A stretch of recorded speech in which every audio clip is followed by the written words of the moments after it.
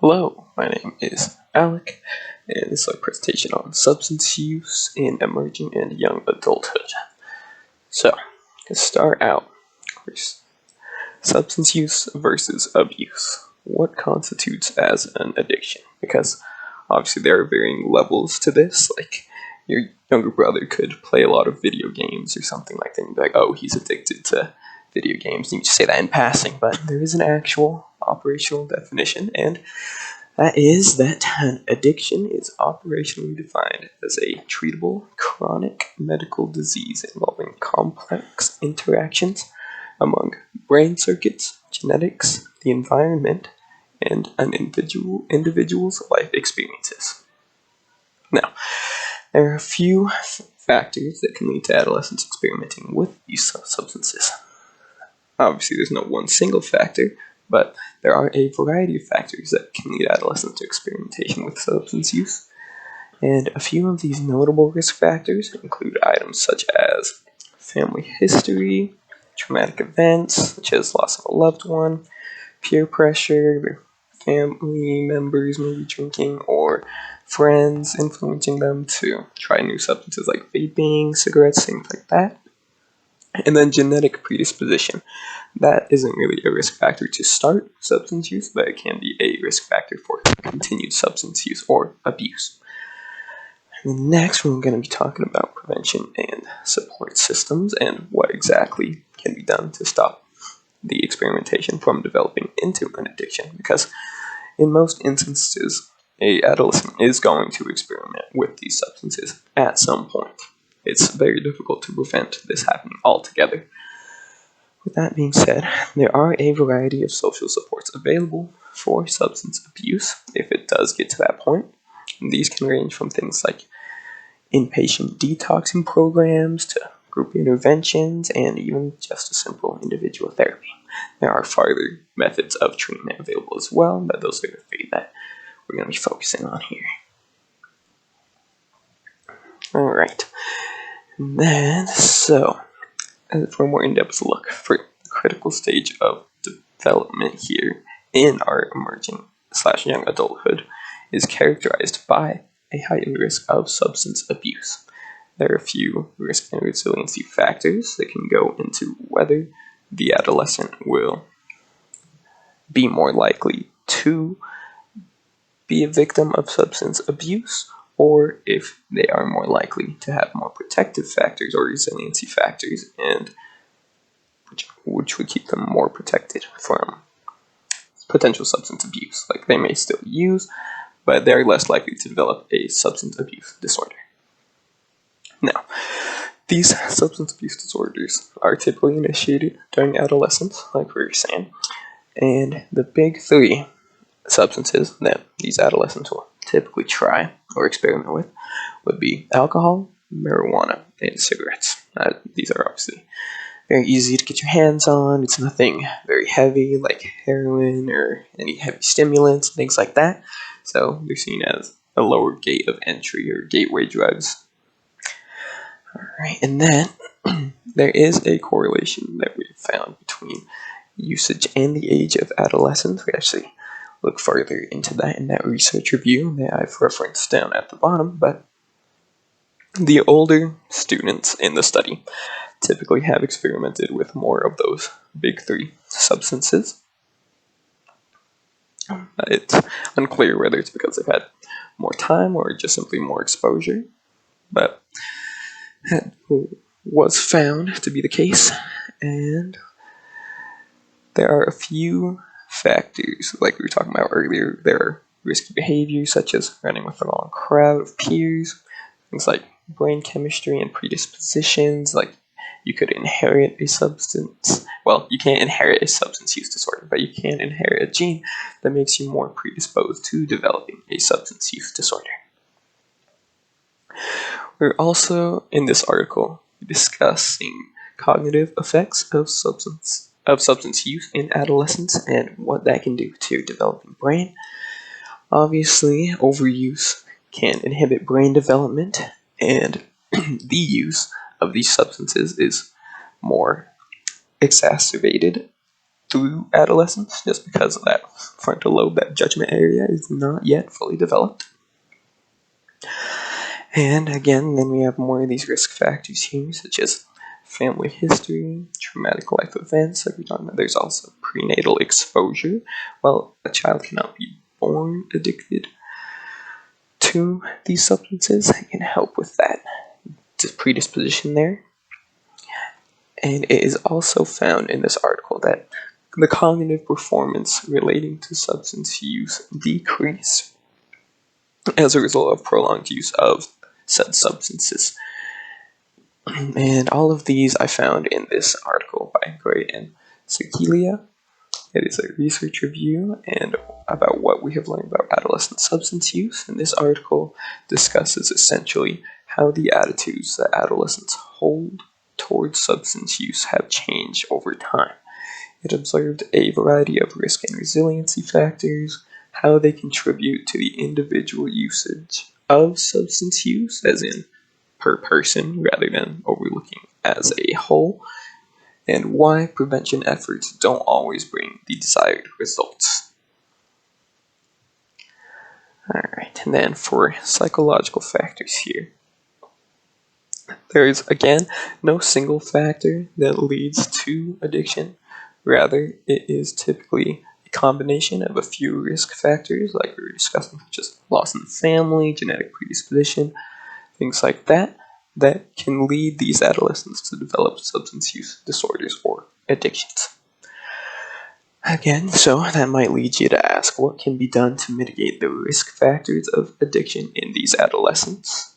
Because if we can't stop the experimentation, maybe at least we can stop the actual addiction to said substance. And again, there's not really a surefire way to prevent the addiction. However, factors such as developing close relationships with peers and family members, and things such as becoming involved with extracurriculars and outstanding school performance help mitigate the risk of these addictions or disorders developing, which again can overlap with things such as a strong social support system. You have mentors, role models, and your parents and teachers who are encouraging you to stay on the right track rather than go down this track of substance abuse.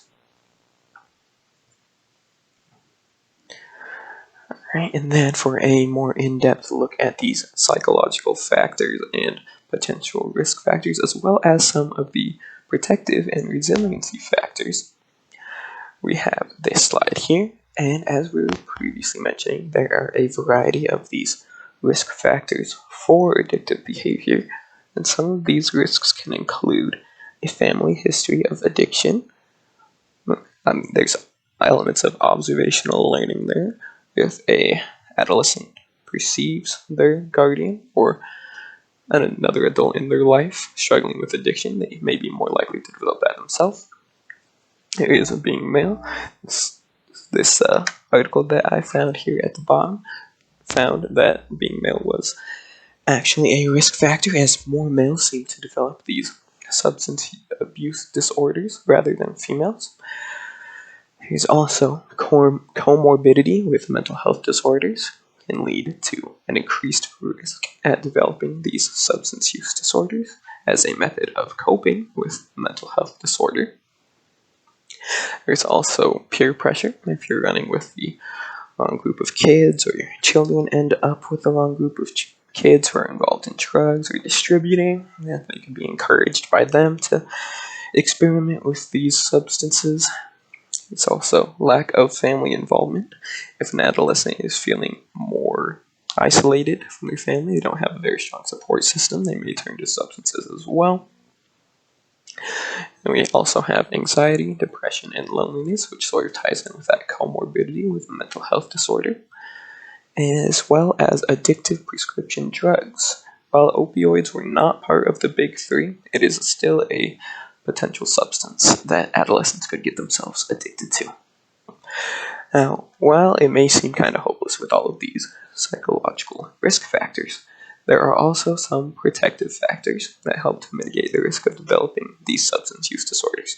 And things like that include extracurricular involvement, be that after-school activities, volunteering programs, church groups, scouts, anything like that, that will give them an identity with that group. And we also have an increased number of close friends that will help you towards the right path. They want what's best for you. I'm not going to want you to develop a substance use disorder. And then there's also a protective factor in the high perceived risk of substance use. So if the individual feels that using substances is more risky than, say, one of their peers who isn't bothered by it, then that is a protective factor.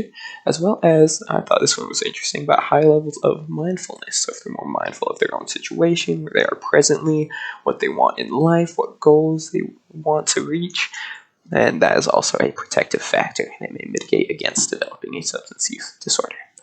And then finally, we also have school connectedness, since school and adult support, which can all be one and the same, as in the form of a good educator or teacher who just wants what's best for that child. And I found all of these through this article about risk and protective factors of drug abuse among adolescents. They compiled I believe it was something around 350 studies and analyzed which factors went into developing the mental health disorders and what protective factors helped mitigate that risk instead. And that is my part of this recording. Mental health and illness in young adulthood. Mental illness makes its first appearance in young adulthood. Young adults deal with many stressful changes, such as career choice, their identity changing, perhaps having a baby or starting a family of their own, marriage. But one of the hardships that could be detrimental to this all could be a young adult suffering from a serious mental illness. Some mental illnesses, such as schizophrenia, tend to come to surface during young adulthood or late adolescence. Some of these mental illnesses could be hereditary, but depending on the environment and upbringing or other circumstances, they could also emerge from there.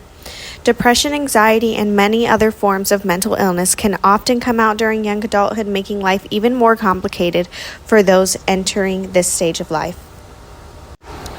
Another very important aspect during this stage of life is your communities and support system.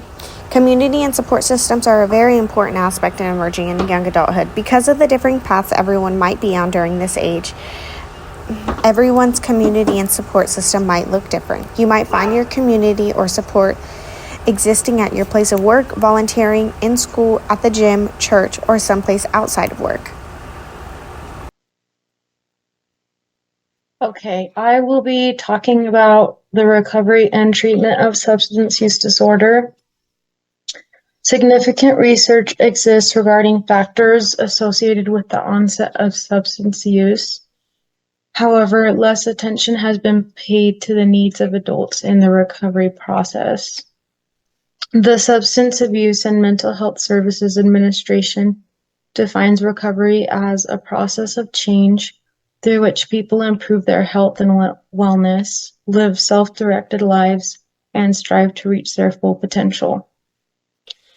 This definition of recovery recognizes the interplay of individual, family, community, and other social factors that influence an individual's recovery. So we're going to talk specifically about Recovery Capital. So Recovery Capital was introduced by Robert Granfield and William Cloud, and it is the breadth and depth of internal and external resources that can be drawn upon to initiate and sustain recovery. So these are the dimensions of successful recovery: overcoming or managing one's condition and symptoms, having a stable and safe place to live, conducting meaningful daily activities, having the independence, income, and resources to participate in society, and having relationships and social networks that provide support, friendship, love, and hope. So first is personal capital, which is part of Recovery Capital. So personal capital is defined as an individual's physical and human capital. By accessing one's own personal resources, a person can initiate and sustain recovery. Examples include physical health, financial assets, health insurance, safe shelter, food security, transportation, education and vocational skills, and self-esteem. And then there's family and social capital. Family or social capital refers to an individual's intimate relationships. There is a long history of research and clinical studies that show how family and friends impact substance use outcomes during treatment and early recovery. Significant sources of support within this capital include relationships with people in recovery, supportive partners, friends, and family. Okay. And then the third one we're going to talk about is community capital. Community resources are vast, often utilizing community capital. It is the first action-oriented step to recovery and rehabilitation. Community capital includes attitudes, policies, and resources specifically aimed at resolving individuals' issues with substance use disorders. Examples include recovery activism and advocacy, peer-led support such as mutual aid meetings, recovery community organizations, recovery support or institutions, early intervention programs, and employee assistance programs. So a few notes on recovery capital. So it's important to note that every person's recovery will be different. The resources someone needs will depend heavily on the severity of their substance use disorder and what resources they already have. A recovery scale can be used to assess a person's recovery capital and help them formulate a plan with actionable steps.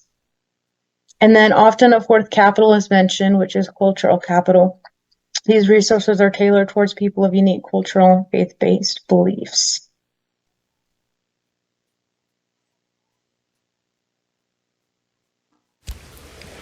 Hey guys, my name is Lindy, and I'm going to talk about the emotional regulation aspects that come into play in relation to emerging in young adulthood and substance abuse specifically. So first, I just wanted to go over this really interesting little snippet of information that I found in this chapter in the book, and it's Levinson's 8 stages of adult development. So the first one, from ages 17 to 22, people are going to leave adolescence and make preliminary choices for adult life. The second stage, ages 22 to 28, they're going to make their initial choices in love, occupation, friendship, values, and lifestyle, which I'll go more in detail in just a second on my slide. Ages 28 to 33, they're going to have a change in life structure, usually either a moderate change or more often a severe and stressful crisis. Ages 33 to 40, they're going to establish a niche in society, progress on a timetable, both in family and in career accomplishments. And then stage 5, ages 40 to 45 is usually when that midlife crisis will come into play, if you've ever heard of that, because a person's life structure comes into question, and usually it's a time of crisis in the meaning, direction, and value of each person's life. So people will start questioning if they're on the right path for themselves, what choices they've made and stuff like that. Neglected parts of the self, talents, desires, and aspirations seek expression. Ages 45 to 50, choices must be made and a new life structure formed. The person must commit to new tasks. 50 to 55, there's further questioning and modification of the life structure. Men who did not have a crisis at age 40 are likely to have one now. And then 55 to 60 is building a new life structure, and it can be a time of great fulfillment. So the one I want to focus on the most are stages 1 and 2. When you're just leaving adolescence, you're just barely emerging into adulthood.